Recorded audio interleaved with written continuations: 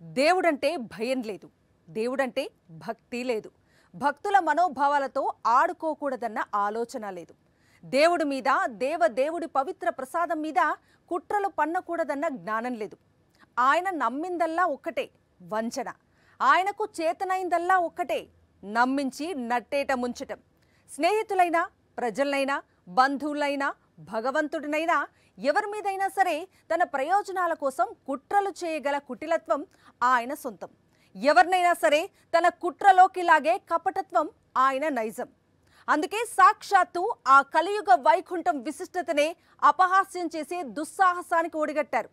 తిరుమల లడ్డు మీద పచ్చముఠా పన్నుతోన్న పన్నాగాలు ప్రపంచమంతా గ్రహించింది, చీకొట్టింది. చివరకు సుప్రీంకోర్టు కూడా ముట్టికాయలు వేసింది.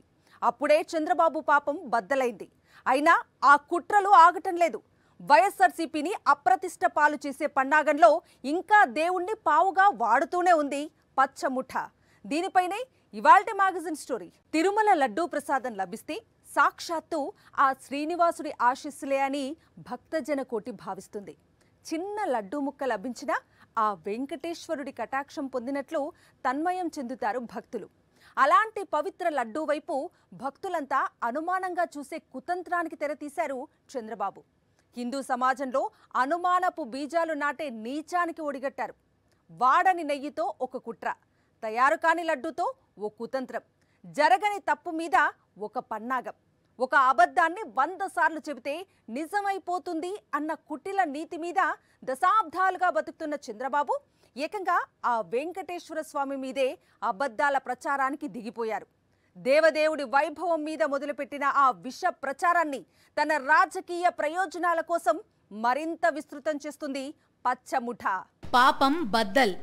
ఒకసారి కాదు, 2 సార్లు కాదు, అనేక కుట్రల్లో చంద్రబాబు అండ్ కో మూటగట్టుకున్న పాపం అనేక సార్లు బద్దలైంది. ఎందుకంటే 4 దశాబ్దాల రాజకీయ జీవితంలో కుతంత్రాలు, పన్నాగాలు, వంచన, వెన్నుపోట్లు, నయవంచన చుట్టూనే తన ఉనికిని చాటుకుంటూ వస్తోన్న నాయకుడు చంద్రబాబు.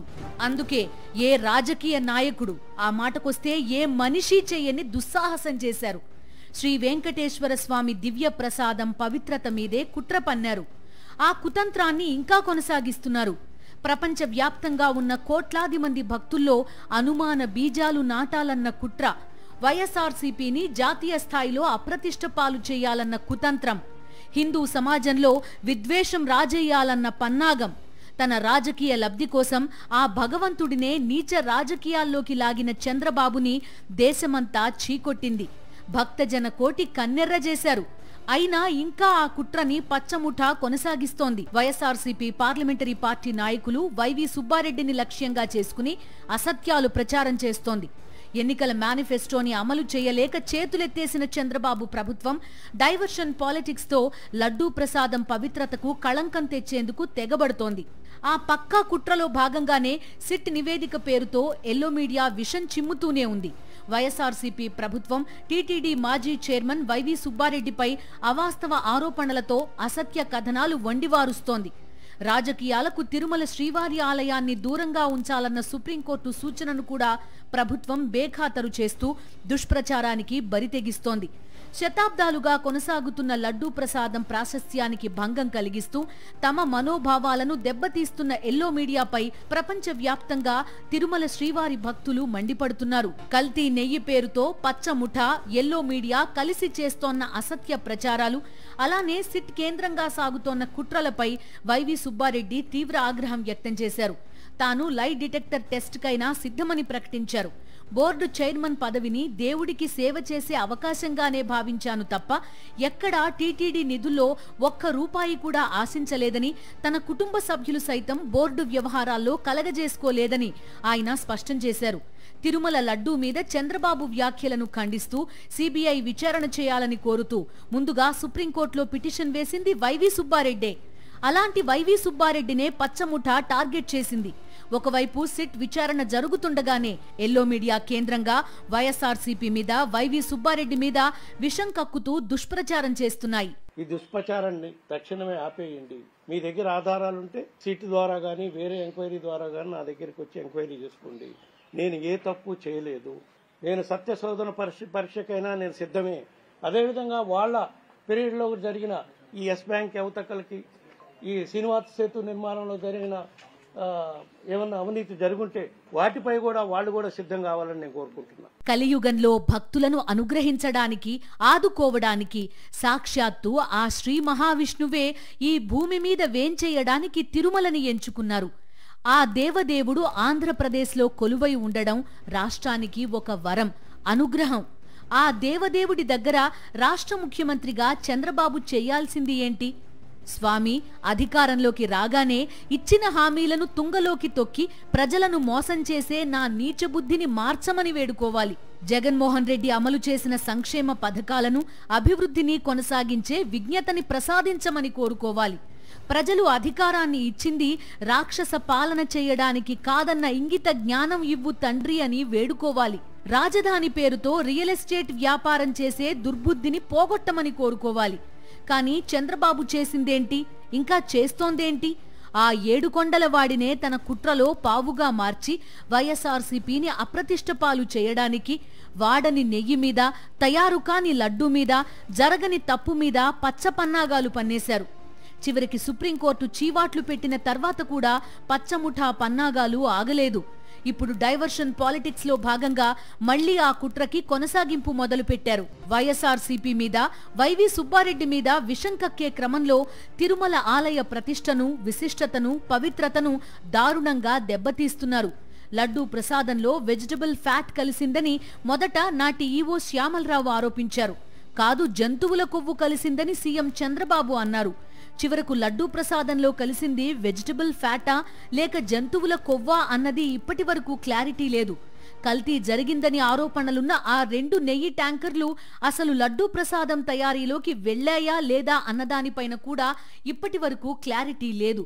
కీలకమైన ఈ 2 ప్రశ్నలకు సమాధానం లేకుండా ఇటు పచ్చముఠ, అటు ఎల్లో మీడియా విష ప్రచారమైతే చేసేస్తోంది. లడ్డూ ప్రసాదంపై గత కొన్ని నెలలుగా విచ్చలవిడిగా విష ప్రచారం చేస్తున్నారు. లడ్డూ ప్రసాదంలో కల్తీ నెయ్యి కలిసిందనే ఆరోపణలపై ఒకవైపు సిట్ విచారణ దర్యాప్తు జరుగుతున్న సమయంలో నేపథ్యంలో లీకుల పేరిట మీడియాకి తప్పుడు సమాచారం ఇస్తూ ఆలయ ప్రతిష్టను దారుణంగా దెబ్బతీస్తున్నారు. ఈ లడ్డూ వ్యవహారాన్ని ఒక రాజకీయ అంశంగా మార్చి వైఎస్ఆర్ కాంగ్రెస్ పార్టీకి, ఆ పార్లమెంటరీ పార్టీ నాయకుడిగా ఉన్న నన్ను లక్ష్యంగా చేసుకుని ఎంత మేర వీలైతే అంత మేర రాజకీయ లబ్ధి పొందటానికి చంద్రబాబు గారు ప్రయత్నిస్తున్న సమయంలో చంద్రబాబు గారు చేస్తున్న దుష్ప్రచారం వల్ల ప్రజల్లో సందేహాలు, అనుమానాలు నెలకొని ఉంటే వాటిని నివృత్తి చేయడానికే యాక్చువల్గా ఈ ప్రెస్ కాన్ఫరెన్స్ పెట్టడం జరిగింది.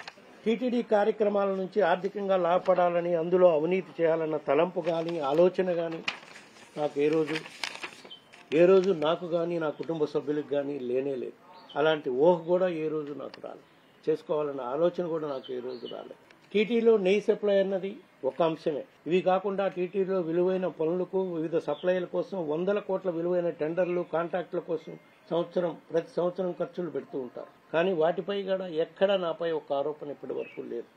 జగమేలే స్వామి ఆ వెంకటనాథుడు. ఆయన అనంత శక్తి స్వరూపుడు. ఆనంద నిలయంలో కొలువై ఉన్న ఆ అమృతమూర్తి రూపం ఆధ్యాత్మిక జగతికి దీపం. సర్వాలంకారాలతో సుశోభితుడై నిజ రూపంలో విరాజమానమైన ఆ నిత్య కళ్యాణ చక్రవర్తి ఆపాదమస్తకం ఎన్నో ప్రత్యేకతల నిలయం. శిరస్సున కిరీటం, యజ్ఞోపవీతం, నడుమున నందక ఖడ్గంతో పై కుడి ఎడమ 2 చేతుల్లో శంఖ చక్రాలను ధరించి కింద కుడి చేతిని వరదముద్రలో ఉంచి తన పాదద్వయాన్ని శరణు వేడుమన్నట్టుగా చూపిస్తుంటాడు. కింది ఎడమ చేతిని నడుముపై ఉంచి కటిహస్తంతో మోకాళ్లను చూపుతుంటాడు ఆ 7 కొండలవాడు. తాను నిలిచి ఉన్న ఈ చోటే సాక్షాత్తు శ్రీవైకుంఠం. తన పాదాలను శరణు వేడితే చాలు, ఎలాంటి వారికైనా సంసార సాగరాన్ని సులువుగా దాటిస్తానంటూ కటిహస్తంతో అభయమిస్తూ ఉంటాడు. కోరిన వరాలన్నీ ఇస్తానంటూ వరదహస్తంతో సొంపైన భంగిమలో నిలిచిన సుందరమూర్తి శ్రీనివాసుడు. తిరుమల అంటే కేవలం పుణ్యక్షేత్రం మాత్రమే కాదు, సాక్షాత్తు ఆ కలియుగ వైకుంఠమే. వైఎస్ఆర్సీపీని అపహాస్యం చెయ్యాలన్న కుట్రలో ఆ దేవదేవుడినే పావుగా చంద్రబాబు మార్చేస్తే మిగిలిన పాపకార్యాన్ని ఎల్లో మీడియా తలకెత్తుకుంది. 2019 నుంచి 2024 దాకా తిరుమలలో తయారైన లడ్డూలన్నీ కల్తీ నెయ్యితోనే తయారు చేశారని సిట్ పేరుతో అసత్య ప్రచారం చేస్తోంది ఎల్లో మీడియా. ఒకవైపు సిట్ విచారణ జరుగుతూనే ఉన్నప్పుడు ఇవన్నీ ఎలా బయటకొస్తున్నాయి? దేవుడి ప్రసాదం మీద ఇన్ని నిందలా? రాజకీయాల కోసం ఇలా దిగజారిపోయి ఆరోపణలు చేస్తారా అని వైవి సుబ్బారెడ్డి ఆగ్రహం వ్యక్తం చేశారు. కలియుగ వైకుంఠంగా భక్తజన కోటి భావించే ఆ తిరుమల మీదే రాజకీయానికి చంద్రబాబు తెగబడిన వైనం చూసి ప్రపంచవ్యాప్తంగా ఉన్న భక్తులు నిర్ఘాంతపోయారు. దేవదేవుడి దివ్య ప్రసాదం లడ్డూ ప్రసాదంలో కల్తీ నెయ్యి వాడారంటూ హిందువులను రెచ్చగొట్టే కుట్రకి తెరతీశారు. దశాబ్దాలుగా అలవాటైన పనే కదా. ఎవరినైనా సరే తన ప్రయోజనాల కోసం ముంచేయడం అనుకున్నారేమో. ఏకంగా ఆ దేవదేవుడి జోలికే వెళ్లారు చంద్రబాబు. ఏకంగా ఆ వెంకటేశ్వర స్వామి చుట్టూనే నీచ రాజకీయం చేసేశారు. వైఎస్ఆర్సీపీని అప్రతిష్ట పాలు చేయాలన్న కుట్రతో ఎంత వేగంగా ఆ భగవంతుణ్ణే అపహాస్యం చేసే పాపానికి తెగబడ్డారో అంతే వేగంగా హిందూ సమాజం, దేశ ప్రజలు చంద్రబాబు పన్నాగాలను పసిగట్టేశారు. ఆ కలియుగ వైకుంఠం విశిష్టతని అపహాస్యం చేసిన నీచ రాజకీయ నాయకుడిగా తన పేరుని పాపపు అక్షరాలతో చరిత్రలో లిఖించుకున్నారు చంద్రబాబు. ఇంత జరిగిన తర్వాత కూడా చంద్రబాబు తిరుమల లడ్డూ మీద కుట్రలు ఆపలేదు. మరిన్ని కుతంత్రాలకు తెరతీస్తూనే ఉన్నారు. ఎవరైనా తప్పు చేస్తే దేవుడు చూస్తున్నాడు అంటాం. అయ్యో ఎంత పాపం అంటాం. మరి దేవుడి మీద తప్పులు చేస్తూ పోతుంటే ఆ దేవుడినే తన పాపిష్టి కుట్రలో భాగస్వామిని చేసే నీచానికి ఒడిగడితే ఇక ఏమనాలి, ఏం చెయ్యాలి? తన రాజకీయ లబ్ధి కోసం వైఎస్ఆర్సీపీ మీద బురద జల్లటం కోసం ఏకంగా ఆ దేవదేవుడి దివ్య ప్రసాదం పవిత్రతనే అపహాస్యం చేశారు చంద్రబాబు. ఇదంతా నిజమే, కానీ ఇది మాత్రమే నిజమా? కాదు, అసలు నిజాలు చాలా ఉన్నాయంటోంది సిట్. అసలు కల్తీ నెయ్యి లోపలికి వెళ్ళింది చంద్రబాబు పాలనలోనేనా? ఈ విషయాన్ని ఏకంగా సిట్ తన రిమాండ్ రిపోర్ట్లోనే పేర్కొంది. అంటే తమ పాలనలోనే జరిగిన దారుణాలను వైఎస్ఆర్సీపీ ఖాతాలో వేసేసి చేతులు దులుపుకోవాలి అన్నది పచ్చముఠా పన్నాగమా? తిరుమల మీద తాము చేస్తోన్న కుతంత్రాలను చూసి ప్రపంచవ్యాప్తంగా ఉన్న భక్తజనులు చీకొట్టిన తర్వాత కూడా పచ్చముఠా తీరులో మార్పు రాలేదు. ఎల్లో మీడియా అండతో ప్రజల మెదళ్లని కలుషితం చేయడానికి విఫల కుట్రలు పన్నుతూనే ఉంది. తిరుమలలో ఏ నెయ్యి ట్యాంకర్ అయినా లడ్డూ ప్రసాదం తయారీ కేంద్రానికి వెళ్లాలంటే ఖచ్చితంగా ఆ నెయ్యిని టీటీడీ ల్యాబ్ పరీక్షించాల్సిందే. నాణ్యతా ప్రమాణాలు సరిగ్గా లేకపోతే వాటిని వెంటనే వెనక్కి తిప్పి పంపుతారు. 2014-19 మధ్య చంద్రబాబు హయాంలో కూడా అలా ట్యాంకర్లు తిప్పి పంపారు. వైఎస్ఆర్సీపీ ప్రభుత్వ హయాంలో కూడా నాణ్యతా ప్రమాణాలు పాటించని ట్యాంకర్లను తిప్పి పంపారు.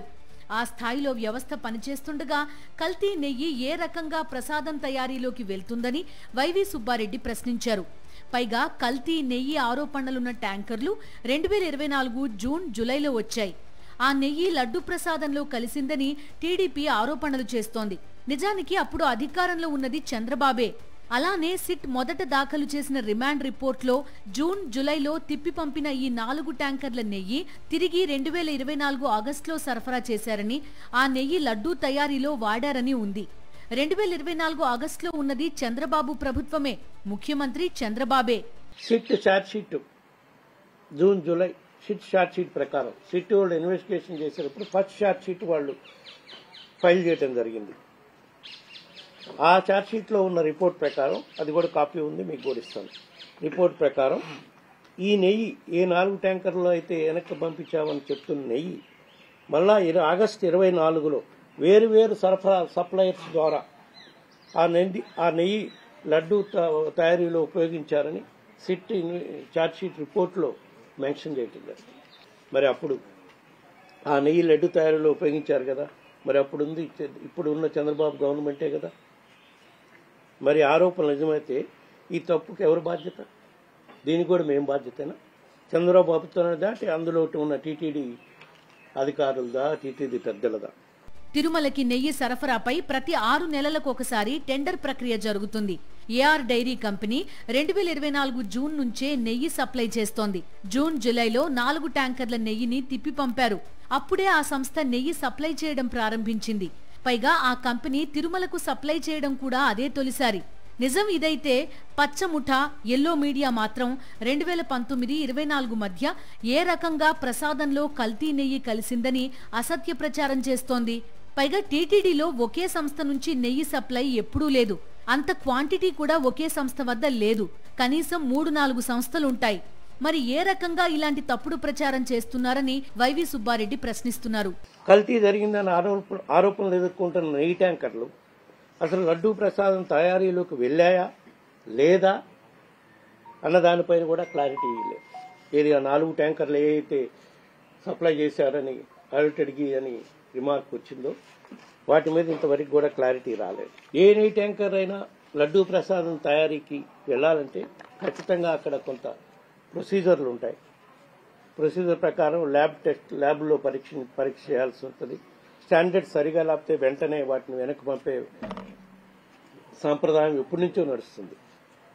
అదేవిధంగా 2014 నుంచి 19 వరకు చంద్రబాబు గారి టైంలో కూడా కొన్ని ట్యాంకర్లు వెనక్కి పంపారు. మా పీరియడ్లో కూడా క్వాలిటీకి ప్రకారం లేని ట్యాంకర్లు మా పీరియడ్లో కూడా చాలాసార్లు ఆ విధంగా 14 సార్లు 15 సార్లు 2019 నుంచి 24 మధ్యలో కూడా కొన్ని ట్యాంకర్లు వెనకట పంపడం జరిగింది. ఇన్ని ల్యాబ్ టెస్టులు ఉంటే మరి ల్యాబ్ టెస్టులు ఉండగా ఈ ల్యాబ్లో పరీక్షలు అవుతున్నప్పుడు కల్తీనే ఏ రకంగా ప్రసాదం తయారీలోకి వెళ్ళగలుగుతుంది? పైగా కల్తీనయ్యి ఆరోపణలు ఉన్న ట్యాంకర్లు 2024 జూన్ జూలైలో వచ్చాయి. ఆ నెయ్యి లడ్డు ప్రసాదంలో కలిసిందని టీడీపీ ఆరోపణలు చేస్తుంది. వారి ఆరోపణ ప్రకారం చూస్తే అప్పుడు చంద్రబాబు గారే అధికారంలో ఉన్నారు జూన్ జూలై 2024లో. మరి ఎవరి మీద బురద జల్లుతున్నారు? 2014లో చంద్రబాబు ముఖ్యమంత్రిగా ఉన్న వేళ ఉన్న టీటీడీ ల్యాబే జగన్మోహన్ రెడ్డి హయాంలోనూ ఉంది. పైగా జగన్ ప్రభుత్వం ఉన్నప్పుడు టీటీడీ ల్యాబ్ ని బలోపేతం చేశారు. ఎన్డీడీబీతో ఒప్పందం చేసుకుని ల్యాబ్లో మరిన్ని పరికరాలు ఏర్పాటు చేశారు. దీనికోసం 80 లక్షల రూపాయల విలువైన అధునాతన పరికరాలు విరాళంగా అందించేలా ఎన్డీడీబీని జగన్ హయాంలో ఒప్పించారు. ఇలాంటివి ముఖ్యమంత్రిగా ఉన్న వేళ గతంలోనూ చంద్రబాబు చేసింది లేదు, ఇప్పుడు చేస్తోంది లేదు. నాణ్యతా లోపం అన్నదేమాత్రం జరగకుండా జగన్ ప్రభుత్వంలో ఇన్ని రకాల చర్యలు తీసుకుంటే పచ్చముఠా మాత్రం నిస్సిగ్గుగా వైఎస్ఆర్సీపీ మీద విషం కక్కుతూనే ఉంది. తిరుమల పవిత్రతని అపహాస్యం చేస్తూనే ఉంది. చంద్రబాబు ఇప్పుడు బీజేపీ భజన చేస్తున్నారు. మోదీని ఆకాశానికి ఎత్తేస్తున్నారు. ఇదే చంద్రబాబు ఇదే నోటితో బీజేపీని మసీదులు కూల్చే పార్టీ అని తిట్టకుండా తిట్టారు. ఇదే చంద్రబాబు ఇదే నోటితో మోదీ గురించి ఎంత దారుణంగా మాట్లాడారో ప్రజలెవ్వరూ మర్చిపోలేదు. మతాన్ని అడ్డుపెట్టుకుని రాజకీయాలు చేయటంలో చంద్రబాబుకి ఉన్న కుటిలత్వం సాధారణమైంది కాదు. అందుకే అధికారంలోకి వచ్చిన వెంటనే తిరుమల నుంచే ప్రక్షాళన మొదలు పెడతామన్నారు. దేవదేవుడి సన్నిధిలో పవిత్రత తప్ప ప్రక్షాళన చేయటానికి ఏముంటుంది? అందుకే ప్రక్షాళన పేరుతో ఆ పవిత్రతనే అపహాస్యం చేసే కుట్రకి తెరతీశారు. వైఎస్ఆర్సీపీని ఇరికించే కుతంత్రం రచించారు. ప్రజలు చీకొట్టినా భక్తజన కోటి కన్నెర్ర చేసిన ఈ మహాపాతకాన్ని ఇంకా కొనసాగిస్తూనే ఉన్నారు.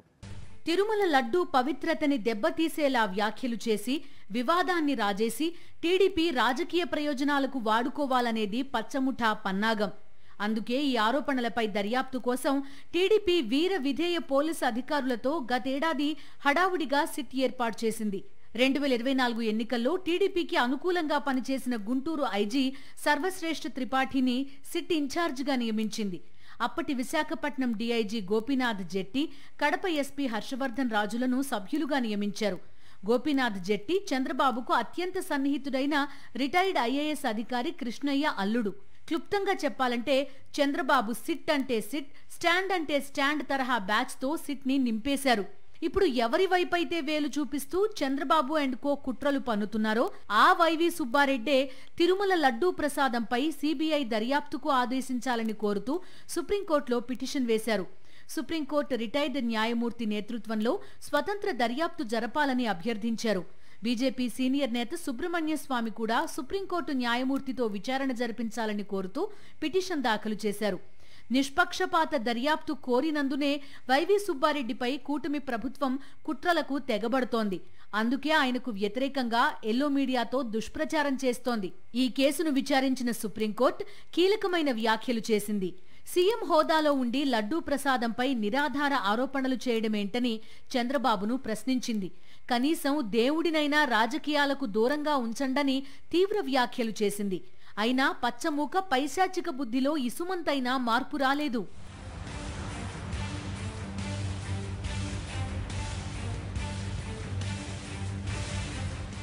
వైవి సుబ్బారెడ్డిని టార్గెట్ చేసిన పచ్చముఠ సిట్తో తన కుట్రని ముందుకు సాగిస్తోందని సామాన్య ప్రజలకు అర్థమైపోతోంది. ఆ క్రమంలోనే ఢిల్లీలోని ఏపీ భవన్లో చిరుద్యోగి అయిన చిన్న అప్పన్నను టీటీడీ మాజీ చైర్మన్ వైవి సుబ్బారెడ్డి పిఏ అంటూ దుష్ప్రచారం చేస్తోంది. వైఎస్ఆర్సీపీ ప్రభుత్వంపై బురద జల్లాలన్నదే కూటమి ప్రభుత్వ కుట్ర. ఏపీ భవన్లో చిరుద్యోగైన చిన్నప్పన్న గతంలో ప్రస్తుత టీడీపీ ఎంపీ వేమిరెడ్డి ప్రభాకర్ రెడ్డి పిఏగా పనిచేశారు. ఆ వాస్తవాన్ని మాత్రం టీడీపీ కూటమి ప్రభుత్వం కప్పిపుచ్చేందుకు తెగ ప్రయత్నిస్తోంది. చిరుద్యోగి అయిన ఆయన ఏకంగా టీటీడీ జీఎం స్థాయి ఉన్నతాధికారుల్ని ప్రభావితం చేశారని కట్టుకథలు అల్లేసింది. ఆయన వ్యక్తిగతంగా కొనుగోలు చేసిన ఆస్తుల ఉదంతాన్ని వక్రీకరించింది, అరెస్ట్ చేసింది. చిన్నప్పన్నను బెదిరించి, వేధించి తమకు అనుకూలంగా అబద్ధపు వాంగ్మూలం ఇప్పించాలని చంద్రబాబు ప్రభుత్వం విఫల కుట్రలు చేసింది. ఇప్పుడు మరింతగా విషం కక్కే పనిలో పడింది. వైఎస్ఆర్సీపీ మీద కుట్రలు పన్నడం చంద్రబాబుకి ఎల్లో మీడియాకి కొత్తేం కాదు. కాకపోతే ఇప్పుడు మరింత బరి తెగించేశారు. అందుకే ఆ కుట్రలో ఆ వెంకటేశ్వర స్వామినే పావుగా వాడుకోవడమనే పాపపు కార్యానికి తెగబడ్డారు. ఇది వాల్టి మ్యాగజైన్ స్టోరీ. మరో ఇంట్రెస్టింగ్ టాపిక్ తో మళ్ళీ కలుద్దాం. Until then stay tuned to Sakshi.